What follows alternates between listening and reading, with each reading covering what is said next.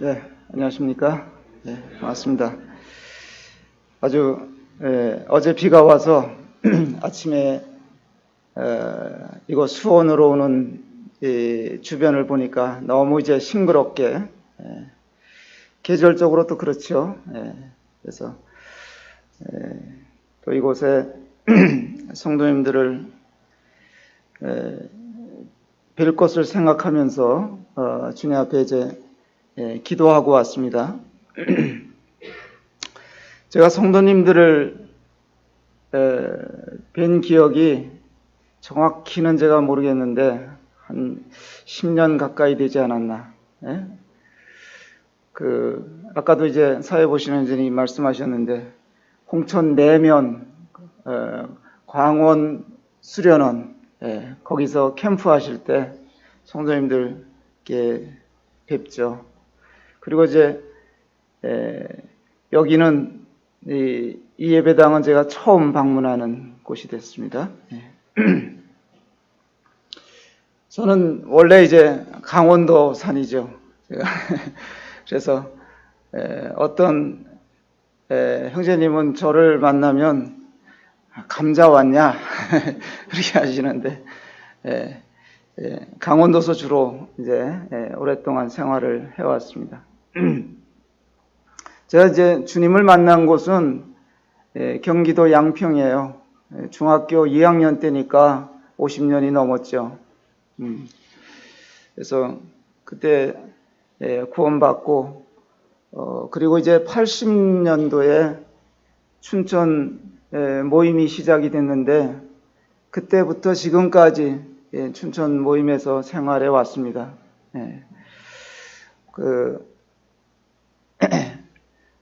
춘천에 뭐 유명한 거 뭐 기억나시는 거 있으십니까?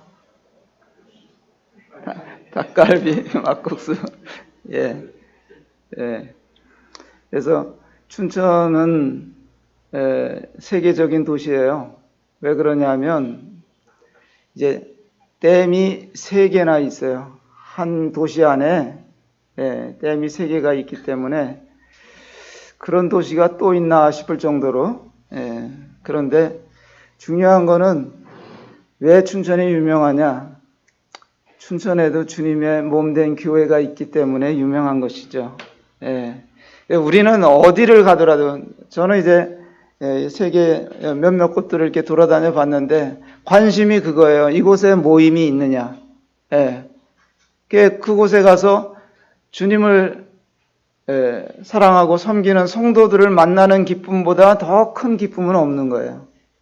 그래서 감사가 되고 춘천에 토속 음식 막국수가 유명하다고 하는데 그냥 오늘 막국수나 한 그릇 드신다고 생각하시고 말씀 들어주시면 편안한 마음으로 말씀 드려주시면 고맙겠습니다. 저는 그래서 이제 2021년도에 전임 사역을 내려놓고 지금은 그냥 자유롭게 주님 섬기고 있어요. 뭐 복음 전할 일이 있으면 또 다니면서 복음도 전하고 개인 상담 이제 복음 상담 할 일이 또 주님 일거리 주시면 그렇게 하고 이렇게 지납니다. 뭘 오늘 와서 이렇게 성도님들과 교제할 것인가 뭐 그런 것에 대해서 제가 깊이 고민을 안 했어요. 그냥 최근에 저에게 주님이 주신 말씀 가서 나누면 좋겠다. 그런 이제 단순한 마음으로 이렇게 왔습니다. 제가 오늘 이곳에 아침에 춘천에서 이제 8시에 출발을 해가지고 왔는데 어떻게 찾아왔을까요, 여기를? 처음인데 내비게이션 여기 없으면은 요즘에는 어디 다니기가 어렵죠.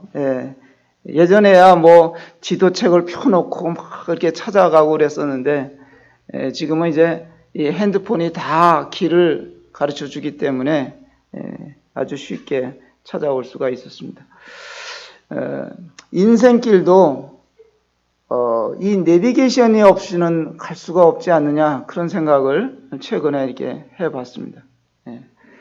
그래서 이 세상 길이 참 복잡하고 여러 가지 변화들이 아주 급속하게 이렇게 일어나는데 우리 인생길에도 다양한 길들이 나타나잖아요. 그래서 어디로 가는 것이 어느 길로 가는 것이 하나님께서 가르쳐 주시는 길로 가는 것인지 우리가 또 목적지를 정해놓고 있다면 이 길이 바로 합당한 길인지 이런 것들을 이제 생각하게 되는 것인데 여하튼 우리 인생길은 내일 일을 알 수 없잖아요. 내년에 무슨 일이 일어날지 내 주변에 알 수가 없는 것이고 그렇기 때문에 주님의 인도하심이 정말 중요하다. 그런 생각을 이렇게 해오게 됩니다. 그래서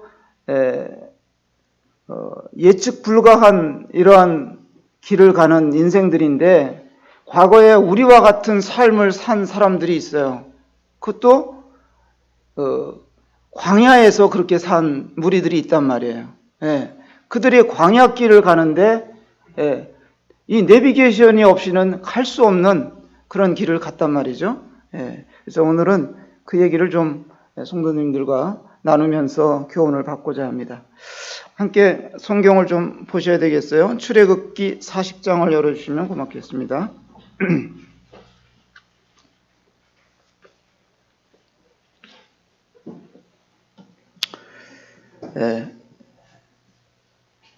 출애굽기 40장 34절부터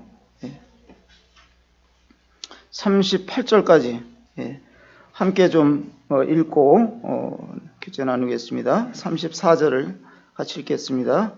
시작. 구름이 회막에 덮이고 여호와의 영광이 성막에 충만하매 모세가 회막에 들어갈 수 없었으니 이는 구름이 회막 위에 덮이고 여호와의 영광이 성막에 충만함이었으며 구름이 성막 위에서 떠오를 때에는 이스라엘 자손이 그 모든 행진하는 길에 앞서 나아갔고 구름이 떠오르지 않을 때에는 떠오르는 날까지 나아가지 아니하였으며 낮에는 여호와의 구름이 성막 위에 있고 밤에는 불이 그 구름 가운데에 있음을 이스라엘의 온 족속이 그 모든 행진하는 길에서 그들의 눈으로 보았더라. 한 군데 좀 같은 내용인데 한 군데 더 읽어드리겠습니다. 민수기 9장입니다. 민수기 9장 15절부터 23절까지 이것은 제가 그냥 빨리 읽고 다음을 진행하도록 하겠습니다. 성막을 세운 날에 구름이 성막 곧 증거의 성막을 덮었고 저녁이 되면 성막 위에 불 모양 같은 것이 나타나서 아침까지 이르렀을 때 항상 그러하여 낮에는 구름이 그것을 덮었고 밤이면 불 모양이 있었는데 구름이 성막에서 떠오르는 때에는 이스라엘 자손이 곧 행진하였고 구름이 머무는 곳에 이스라엘 자손이 진을 쳤으니 이스라엘 자손이 여호와의 명령을 따라 행진하였고 여호와의 명령을 따라 진을 쳤으며 구름이 성막 위에 머무는 동안에는 그들이 진영에 머물렀고 구름이 성막 위에 머무는 날이 오랠 때에는 이스라엘 자손이 여호와의 명령을 지켜 행진하지 아니하였으며 혹시 구름이 성막 위에 머무는 날이 적을 때에도 그들이 다만 여호와의 명령을 따라 진영에 머물고 여호와의 명령을 따라 행진하였으며 혹시 구름이 저녁부터 아침까지 있다가 아침에 그 구름이 떠오를 때에는 그들이 행진하였고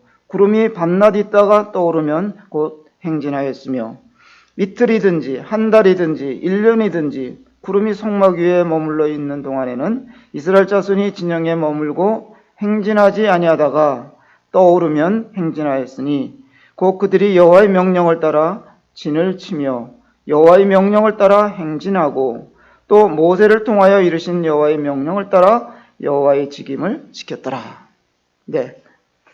그래서 오늘 제가 주제 말씀을 제목을 붙여본다면 구름을 따라 가는 삶이다. 이렇게 정하고 말씀을 드려보겠습니다.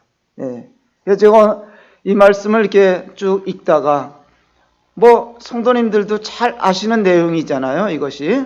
그런데 제 눈에 구름이라는 단어에 딱 꽂히게 됐어요. 예, 구름을 생각했어요. 예, 클라우드.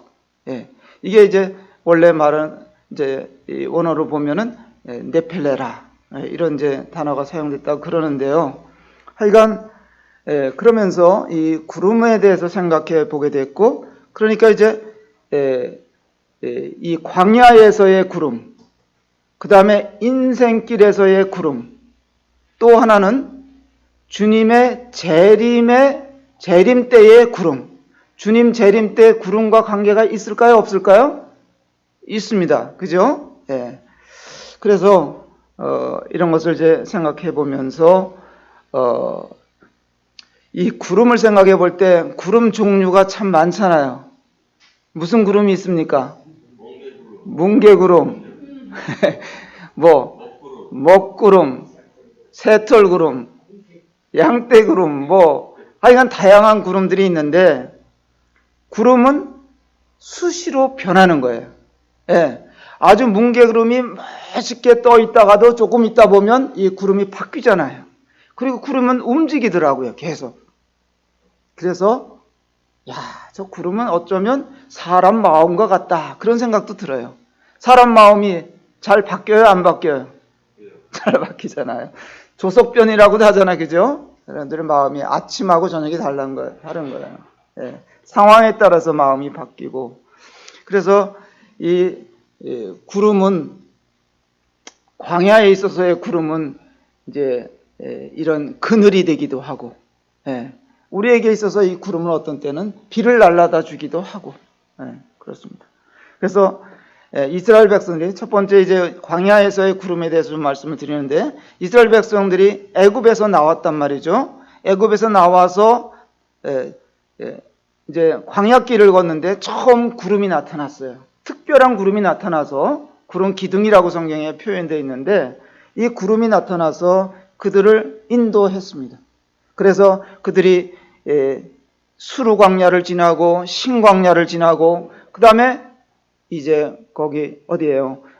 이제 시내산 앞에까지 갈 동안 이 구름이 계속해서 인도해 왔고, 이 출애굽기는 시내산 앞에서의 거의 1년 정도 그들이 머물면서 하나님의 말씀을 받고, 율법을 받고 하면 과정을 말씀에 놓은 건데, 그들이 홍해를 건널 때 정말 이건 너무나 놀라운 기적을 경험했던 것이죠. 그래서 광야길을 이제 가서 시내산 앞에 딱 당도했을 때에 하나님께서 모세를 통해서 이스라엘 백성들이 앞으로 무엇을 중심으로 해서 살아야 되는 것인가를 가르쳐 주시기 위해서, 그것을 위해서 성막 설계도를 모세에게 보여주셨잖아요. 그래서 여기 말씀에 15절에 보면 성막을 세운 날에 구름이 성막 곧 증거의 성막을 덮었고, 저녁이 되면 성막 위에 불 모양 같은 것이 나타나서 아침까지 이르렀을 때, 성막이 다 완성되던 날에, 그날에 구름이 덮였다. 구름이 덮여 있다는 것은 하나님께서 이곳을 지키고 계시다는 의미가 되겠고, 보호하신다는 의미가 되겠습니다. 또 밤에는 또 이스라엘 백성들이 볼 수 있도록 불 모양이 그곳에 나타난 것이죠. 불 모양으로 바뀌었다고 볼 수가 있습니다. 그래서 아까 우리가 출애굽기 40장에서 읽어보니까 이 성막 위에, 거기에 하나님의 영광이 충만히 덮여 있었다. 광야라는 말은 제가 이제 요즘에는 이제 이 원어에 대해서 앱이 제가 뭐 원어 공부를 조금 해봤는데 골 아파서 안 되겠어요. 그래서 이제 앱을 다운받아가지고 찾아보니까 너무 쉬워. 그러니까 이 광야라는 단어를 찾아보니까 뭐 미드바르라는 단어가 그 말인데, 이것은 그 의미는 하나님의 음성을 듣는 곳이다. 광야가 그런 의미가 있대요. 하나님의 음성을 듣는 곳이다. 네. 그래서 광야라는 곳은 늘 변화무쌍한 곳이에요.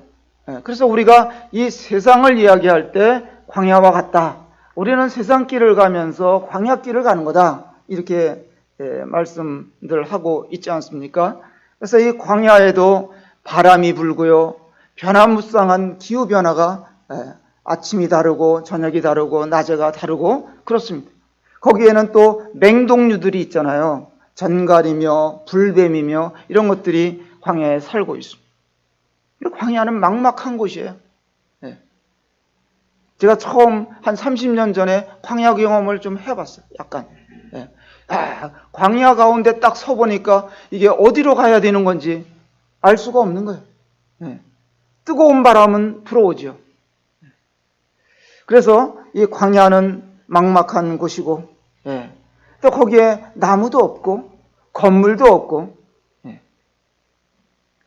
길이 없잖아요. 그럼 무엇보다도 길이 없어요. 이정표가 없어요.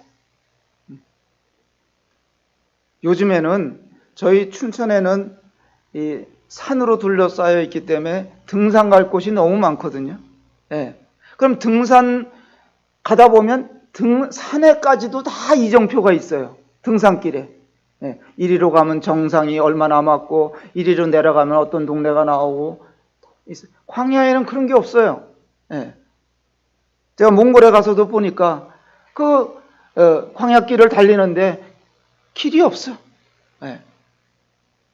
사람들이 이제 많이 다니다 보니까 이제 길이 생기고 그랬는데, 유목민들이 사는 곳에 가보니까 그 길이 없는 거예요. 오직 광야에서는 하나님만을 의존해야만이 갈 수 있는 곳이다. 살 수 있는 곳이다. 이런 말씀을 들을 수 있습니다. 거기서 광야길에서 뭐 패기를 앞세우고 의욕을 앞세우고 그래봤자 그 얼마 못 가는 거예요.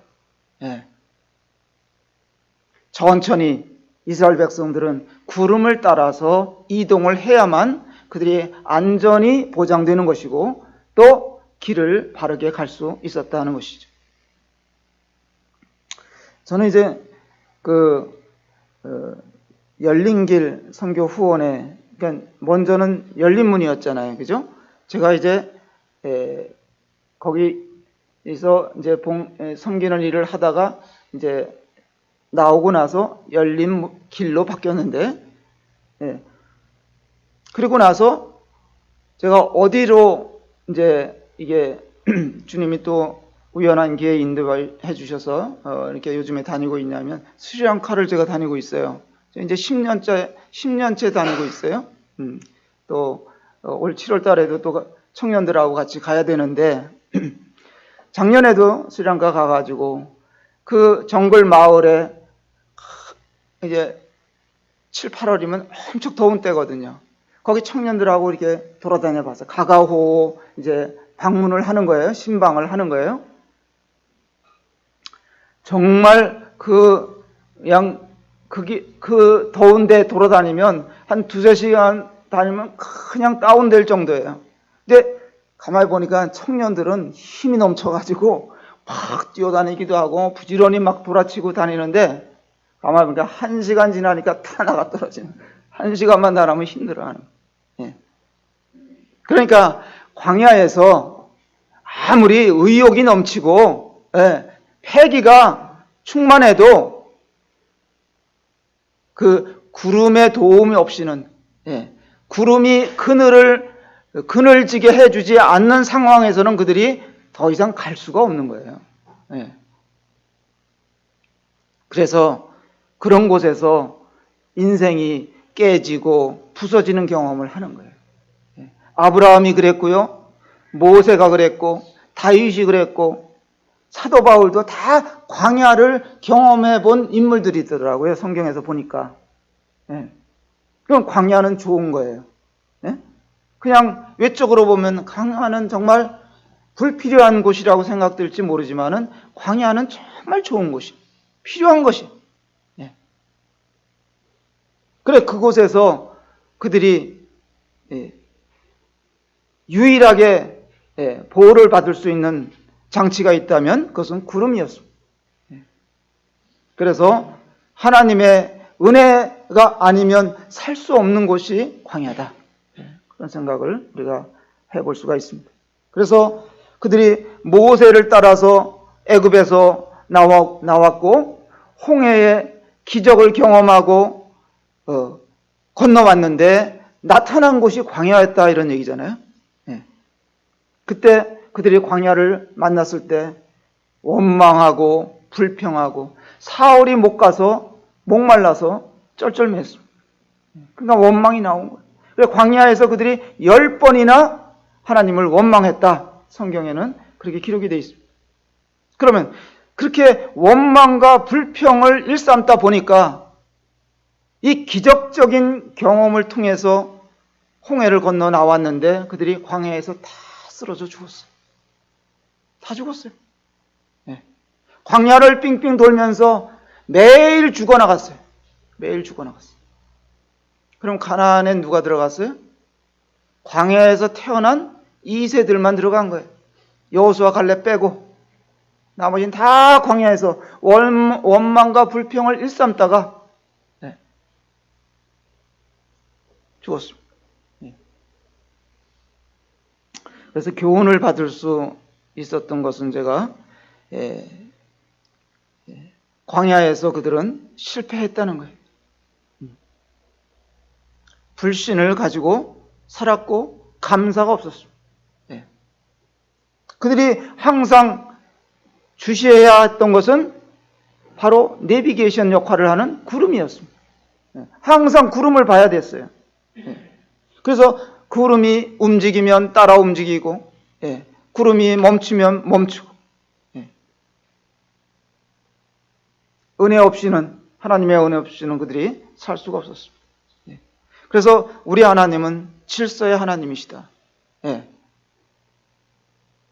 아까 우리 형제님께서 예배 시간에 감사하실 때 질서에 대한 말씀을 언급을 하셨는데,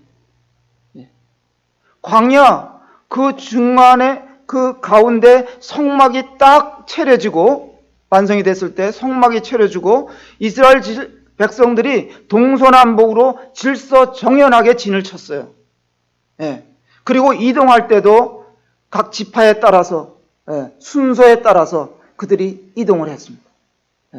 그들이 성막의 모든 기구들을 정돈하는 일들을 맡았고 또 어떤 것들은 이제 마차에다 수레에다 싣고 가야 했고 어떤 것들은 또 어깨에다 메고 가야 했고 그런 그 모습을 우리는 성경을 통해서 볼 수가 있었습니다.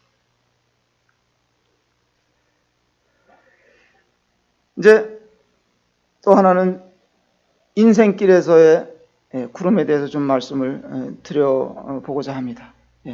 구름 하면은 부정적인 이미지도 있고요. 사람들이 말할 때 뭐 일이 잘 안 풀리고 이럴 때 구름이 끼었다 이런 표현들을 한단 말이죠. 그런데 또 어떤 분이 이 사업을 시작했는데 장사를 시작했는데 딱 가게 문을 오픈하고 나니까 사람이 많이 몰려와서 줄을 서면 뭐라고 표현을 해요? 구름같이 사람들이 몰려왔다. 그건 아주 좋게 표현할 때, 그죠? 긍정적인 표현할 때 거기도 구름을 사용하는 거예요. 그래서 인간은 우리 자신은 어떤 존재인지 아는 것이 굉장히 중요하다. 자신을 알아야 겸손해질 수 있는 거예요. 광야길을 걷다 보면 자신을 알게 되는 거예요. 한계를 알게 되고. 모르니까, 모를 때 사람들은 그냥 날뛰고, 자기 주장대로 행하고, 그래서 우리 자신의 부족을 알고, 또 무는 걸 알면, 그건 바로 보는 거예요. 내 자신을. 똑바로 아는 거예요. 그래서 자신을 발견하게 하는 곳이 광야다. 우리 인생길을 걷다 보면 광야를 경험하잖아요. 여러 가지 면에서 광야를 경험합니다. 고난을 겪기도 하고 아픔을 겪기도 하고. 저도 주님을 오늘날까지 섬겨오면서 중간에 뭐 여러 가지 다양한 경험들을 했어요. 제가 집을 2번이나 날렸다는 거 아닙니까? 우리 집사람 그래서 항상 요새 잘 모셔요.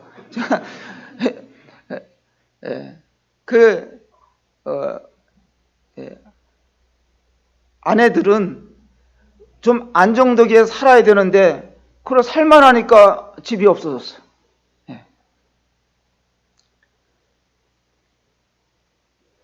그런 저런 개인적으로나 교회적으로나 그런 아픔도 겪었고 경험들을 해왔습니다. 또 여러 가지 위험도 겪었습니다.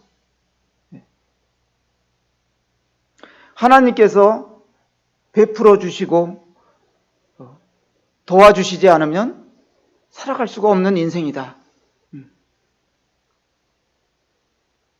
근데 하나님은 사실 알고 보면 하나님은 모든 은혜를 다 베풀어 주시는 분이에요. 모든 사람들에게 골고루 필요한 것들을 넘치게 주시는 분이에요. 하나님 절대로 인색한 분이 아니시잖아요. 우리에게 인생들에게 꼭 필요한 것들 다 주시잖아요. 공기를 주시고 햇빛을 주시고 비를 주시고 온갖 식물들을 주시고 다 넉넉히 주시는 거예요. 근데 우리에게 왜 감사가 없느냐? 이런 것들을 은혜로 생각지 않고 그냥 당연시하기 때문에 감사가 없는 거예요. 사람들이 믿음으로 사는 것 같지만 믿음이 없어요. 제가 볼 때 사람들은 믿음이 없어요. 세상이. 우리 인생길을 걸어가면서 만나는 사람들 서로 잘 믿고 삽니까? 그렇지 않아요.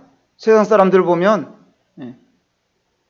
아니 은행에서 돈 좀 빌리려고 그러는데 그냥 빌려줍니까? 못 믿잖아요. 나는 갚을 마음이 있어. 빌려주면. 근데 못 믿잖아요. 보증인 데려오라 그러잖아요.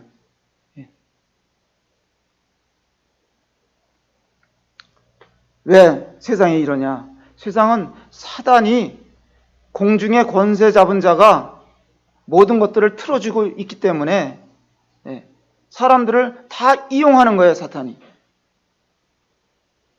위를 못 보게 만들어요. 이스라엘 백성들이 광야에 생활할 때 항상 위를 봐야 됐어요. 구름을 봐야 됐잖아요. 근데 사단은 사람들로 하여금 땅의 것만 보게 만들어요. 짐승들은 사람은 위를 잘 보게 하나님이 이렇게 구조상 만드셨는데 짐승들은 하늘을 잘 볼 수 있어요? 구조상? 못 보는 거예요. 아무리 용맹스러운 호랑이라도 위는 잘 못 봐요. 개도 위를 못 봐요. 어느 날 멧돼지가 맨날 산에서 도토리만 주워 먹고 살다가 감나무 밑에 지나가는데 홍시가 떨어져 있네? 생전 처음 홍시를 맛본 거예요. 그래가지고 몇 개 주워 먹고 보니까 이게 너무 맛있어갖고 홍시를 찾으려고 그냥 땅을 파고 이 주둥이가 다 헤어지도록 땅을 뒤져 파도 홍시가 안 나오네. 그래서 죽을 때가 돼갖고 벌렁 들어넣어서 위를 보니까 홍시가 어디 있어요? 홍시가 위에 달려있는 거 위에. 우리는 하나님께서 위를 잘 볼 수 있는 존재로 만들어 주셨어. 근데 우리가 땅만 보고 살잖아요.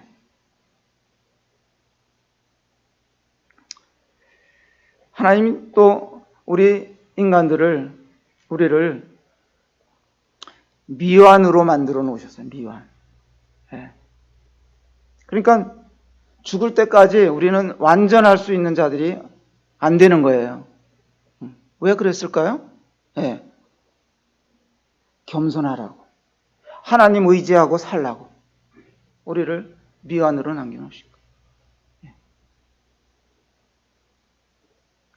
사람은 창세기 2장 7절에 보면 뭘로 만드셨습니까? 인간을 흙으로 만드셨어요. 아담이란 뜻이 흙이라는 뜻이 있어요. 아담아란.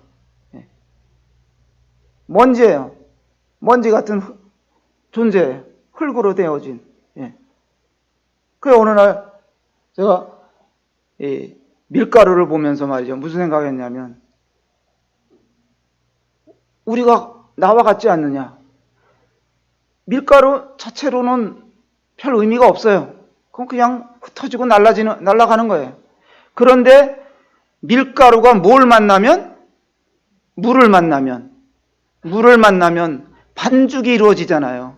반죽이 이루어지면 작품이 나오는 거예요. 거기서 요리가 나오고 빵이 나오고, 저는 국시를 좋아하는데 국수도 나오고. 물은 뭐예요? 하나님 말씀이잖아요. 하나님이고 하나님의 말씀이잖아요.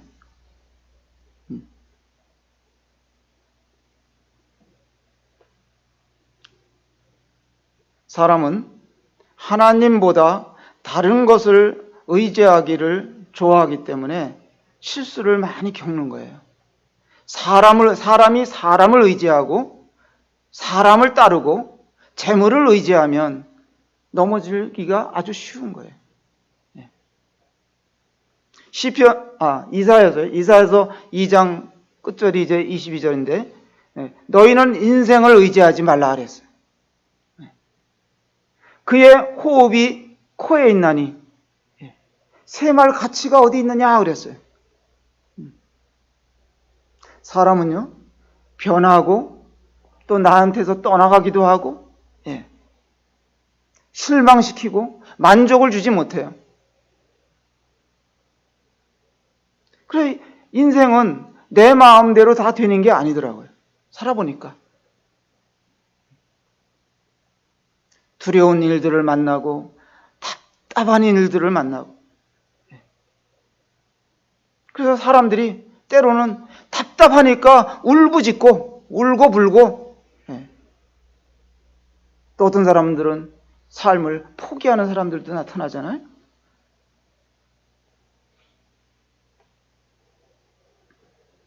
잠언 23장 5절에도 보면 내가 어찌하여 허무한 것에 주목하느냐.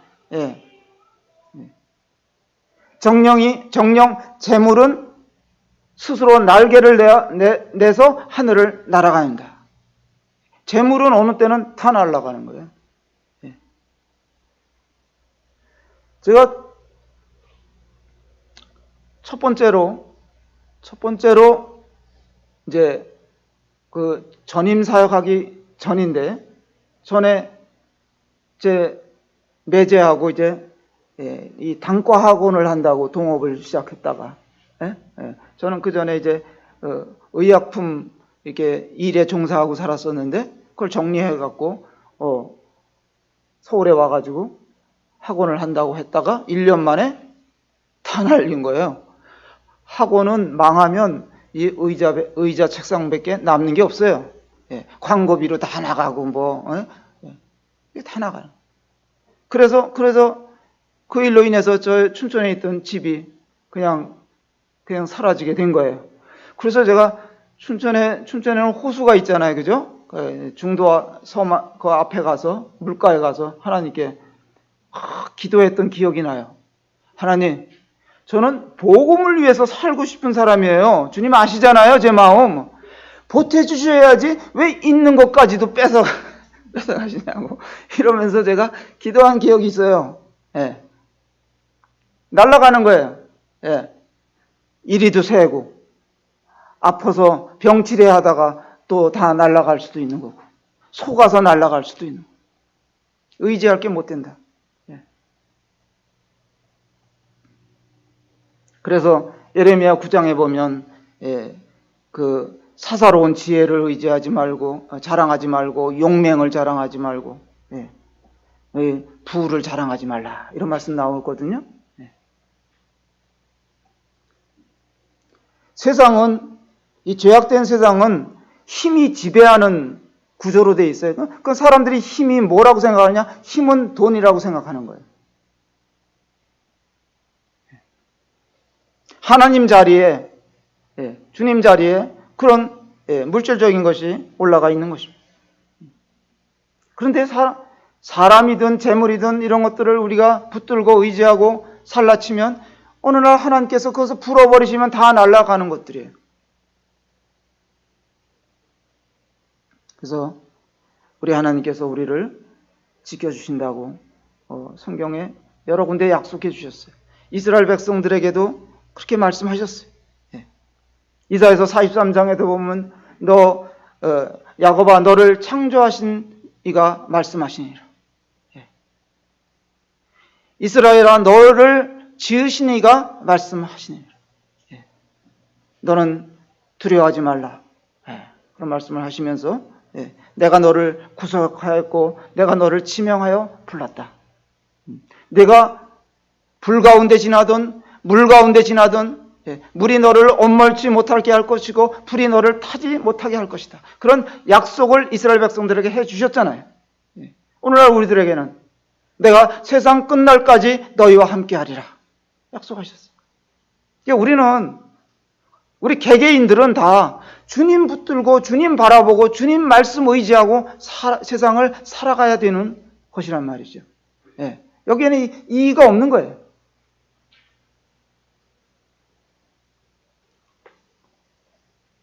여러 가지 우리는 이 세상길을 인생길을 가면서 경험하는 것들이 많습니다.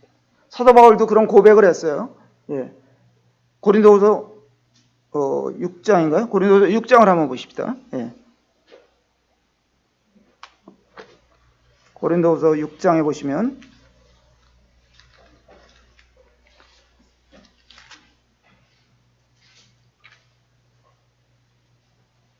고린도후서 6장 4절에 여기 4절서부터 10절까지 보면요 9가지의 역설에 대해서 사도 바울이 언급을 한 것을 볼 수가 있어요. 4절부터 5절에 보면요 여기 보면 어렵고 힘든 상황 9가지를 얘기해요. 4절에 환난이 나오고요 궁핍이 나오고 고난 나오고 매맞음, 갇힘, 난동, 수고로움, 자지 못함과 먹지 못함 이렇게 9가지가 나와요. 이것은 정말 외적으로 나타나는 어렵고 힘든 상황들을 표현해 놓은 것들이죠. 그런데 그 다음에 6절로 7절에 보면 여기 또 9가지가 나오는데 깨끗함, 지식, 오래 참음, 자비, 성령의 감화, 거짓이 없는 사랑, 진리의 말씀, 하나님의 능력, 의의 무기 이게 또 9가지가 나오는 거예요. 근데 요거는 내적으로 나타나는 경험하는 상황이에요. 우리는 새롭게 피조된 자들인데 우리에게 그 5장에 보면 무슨 직책을 주셨다 그랬냐면 화목해 하는 하나님과 세상과의 사이에서 화목해 하는 직책을 우리들에게 주셨다 그랬습니다. 근데 이 직책을 가진 우리들이 이 9가지 것들을 경험하면서 다양하게 경험하면서 인생길을 살아가는 거예요. 그런데 놀라운 것은 외적으로 나타나는 이 4절과 5절에 있는 것들은 굉장히 이게 이 단어만 보더라도 힘들고 어려운 것들이에요. 그런데 놀랍게도 그 6절에 7절에 있는 것들은 그것은 그런 걸 경험하면서도 내적으로 기쁨과 희락과 이런 것들을 감사가 넘치는 이런 것들을 경험하게 하는 것들이에요. 신기해요. 우리가 주님과의 교제가 소통이 잘 되고 주님과 함께 동행하면서 걸어가면서 삶을 살 때 외적으로는 이런 것들이 막 와가지고 어떤 때는 너무 힘들게 하지만은 내적으로는 굉장한 기쁨과 감사가 넘치는 만족을 가져오게 하는 그런 경험들을 하게 되는 거예요. 그러면서 8절에서 보면 여기에 또 9가지가 나오는데요. 이건 역설적인 거예요. 여기 보면 뭐 같으나 아니하고 이런 방식으로 설명되어 있는데요.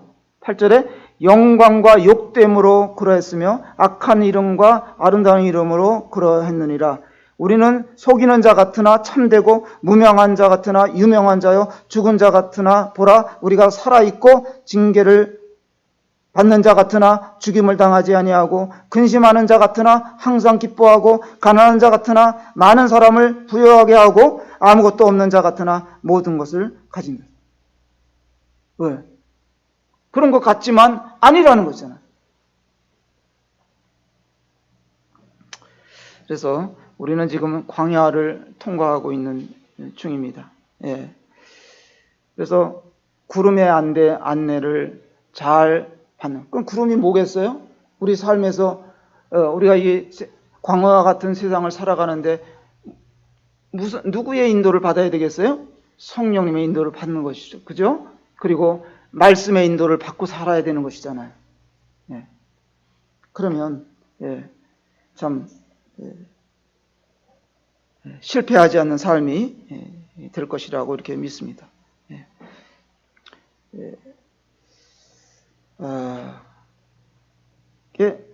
주님이 요한복음 14장에서도 내가 길이요 그런 말씀하셨는데 우리는 착각하는 것 중에 하나가 구름을 내가 조종할 수 있다는 착각을 하기가 쉬워요. 절대 그럴 수 없는 거거든요. 내 계획을 내 계획을 하나님의 뜻으로 맞추기를 잘하는 그런 모습들이 있단 말이에요. 갖다 맞추는 거예요. 하나님의 말씀의 인도는 이런 것이 아닌데 내 계획이 앞에 갖다 놓으면은 거기다 갖다가 하나님의 말씀을 갖다가 맞추기를 잘한단 말이에요. 우리의 의지, 계획이나 또 경영 이런 것들을 포기할 줄 알아야 구름을 따라갈 수 있는 거예요.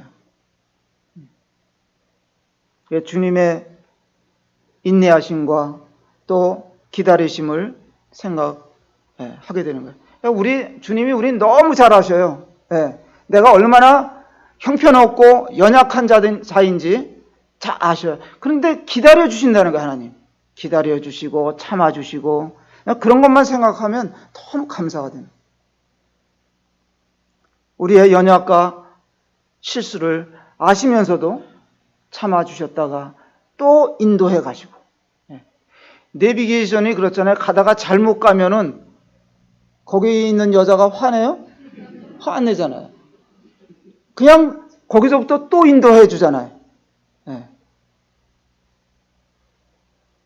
자, 한 가지만 말씀을 더 드리겠습니다. 여기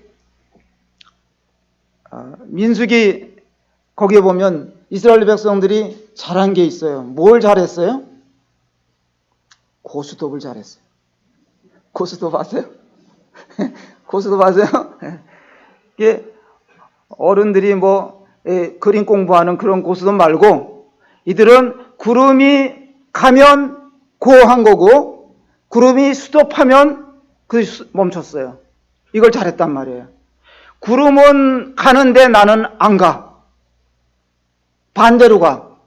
그럼 보호를 받을 수가 없어요. 안내를 받을 수가 없어. 근데 구름은 멈췄는데 내가 막 가.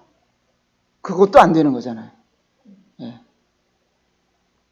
그래서 항상 그들은 구름을 주시한 것 같이 또 고스톱을 잘한 것 같이 우리 인생에도 이런 것들을 교훈으로 받아야 되지 않겠냐 그런 말씀을 드리고 마지막으로 5분 정도 남았는데 세 번째로 이제 주님의 그 재림과 또 구름에 대해서 잠깐만 살펴보고 이렇게 정리를 하겠습니다.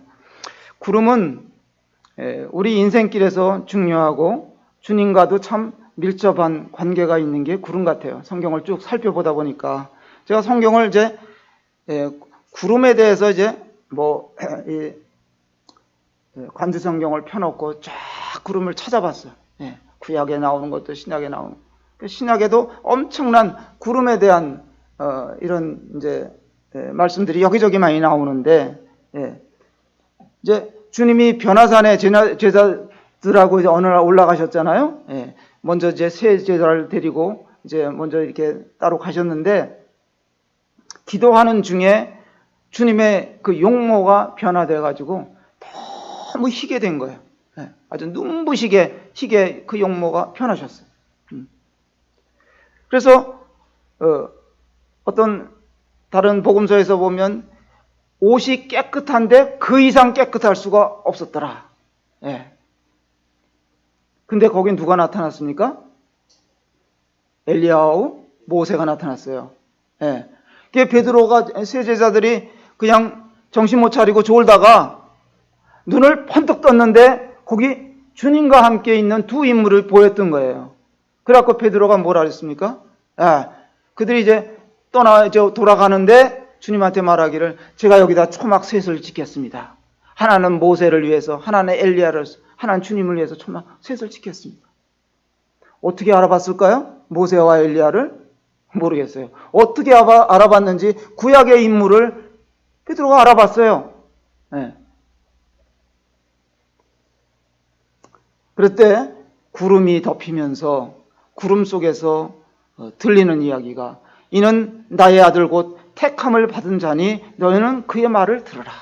이런 소리가 구름 속에서 나온 거예요. 그의 말을 들으라. 굉장히 중요한 거거든요. 다니엘서 7장에도 보면 다니엘이 환상 중에 봤는데 인자 같은 이가 하늘 구름을 타고 오는 것을 그가 봤어요. 또 마태복음 26장에 나오는 말씀을 보면 인자가 권능의 우편에 앉은 것과 하늘 구름을 타고 오는 것을 너희가 보리라. 요한계시록 1장에도 볼지어다 구름을 타고 오시리라.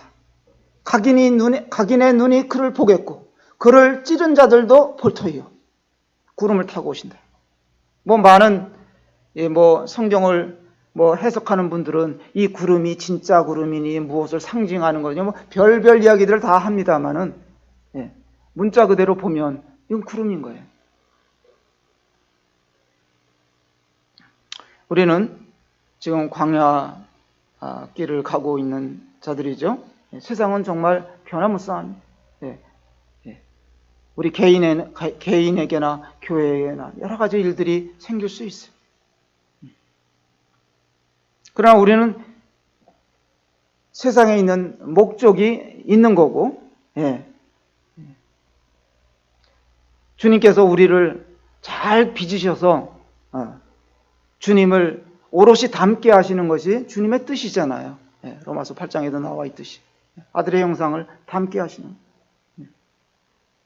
그래서 우리가 주님의 은혜가 없이는 살 수가 없는 이 길을 갈 수가 없는 거고, 또 주님의 보호와 또 인도하심이 없이는 똑바로 갈 수 없는 자들이다. 이것을 이제 인정하면 좋겠습니다. 한 군데만 좀 찾아보고 마치겠습니다. 이사야서 43장을 한번 보겠습니다. 이사야서 43장 19절, 43장 19절. 보라, 내가 새 일을 행하리니 이제 나타낼 것이라. 너희가 그것을 알지 못하겠느냐? 반드시 내가 광야의 길을 사막의 강을 내리니 장차 들짐승 곧 승냥이와 타조도 나를 존경할 것은 내가 광야의 물을 사막의 강들을 내어 내 백성 내가 택한 자에게 마시게 할 것임이라. 이 백성은 내가 나를 위하여 지었나니 나를 찬송하게 하려 함이니라. 여기 두 단어가 나오는데요. 사막과 광야가 나오잖아요. 같을까요? 다를까요? 비슷한 거예요. 비슷한 건데 다른 점이 있어요. 사막은 물이 고이지를 않아요. 물이 고일 수가 없어요. 근데 광야는 우기가 되면 거기에 풀이 나고 꽃이 피고, 이스라엘 가보신 분들은 알겠지만 유대 광야가 있잖아요. 유대 광야에 우기 때 가면, 그러니까 광야는 우기와 건기가 있어요. 사막은 계속해서 쨍쨍하고, 근데 우기철이 되면은 비가 내린단 말이에요. 비가 내리면 거기에 풀이 막 자라나고 삽시간에 꽃이 쫙 피어서 아름답게 되더라, 이런 얘기예요. 예. 그러니까 이런 걸 생각할 때 하나님의 은혜의 단비가 내리면 순간적으로 풀이 자라고 꽃이 피고 열매도 맺을 수 있는 거예요. 그러니까 우리가 세상에서 이렇게 살아갈 때 때로는 우리가 건기를 만나서 어려운 인생살이를 살 수 있는데 우기가 올 때가 있단 말이에요. 우기가 하나님의 은혜의 비를 우리가 잘 흡수하면 우리 삶에 잎이 나고 꽃이 피고 열매를 맺을 수 있다. 이런 말씀을 드리겠습니다. 쉽지가 않아요. 세상살이가 제가 70년을 살아보니까 쉽지가 않아요. 그러니까 그렇다 하더라도 하나님의 은혜가 있으면 또 사는 것입니다. 그래서 여러 가지 우여곡절을 겪으면서 인생은 살아가는 거예요. 하나님 그렇게 하시는 거예요. 그러니까 우리는 세상을 보고 세상을 생각함으로 낙심할 것이 아니라 주님을 생각하면서 세상 사람들이 우리가 답답한 일을 만나도 낙심하지 아니한다 그랬어요. 그죠? 낙심하지 않는 거예요. 하나님은 항상 새로운 일과 새로운 길을 내시는 분이고 그 하나님을 믿고 우리가 걸어가는 것이죠. 여기까지 말씀드리고 조금 쉬었다가 1시간 더 하겠습니다. 기도하겠습니다. 아버지 하나님, 저희를 이 광야와 같은 세상에 두시고 또 하나님의 뜻을 이루어 가시는 은혜를 생각할 때 감사를 드립니다. 저희같이 미천한 자들을 구원하시기를 기뻐하셨고 또 고집스럽고 내 마음대로 살기를 좋아하는 저희들을 오랫동안 기다려주시고 참으시고 이러한 자들을 또 아름답게 빚기를 소망하시는 주님, 광야길을 가지만 주님이 함께 하시면 아무 문제가 없다는 것을 알게 해주셔서 감사를 드립니다. 오신 것을 감사할 때 이 모든 말씀 우리 주 예수님의 이름으로 감사하며 기도합나이다. 아멘. 고맙습니다. 잠깐 쉬시죠.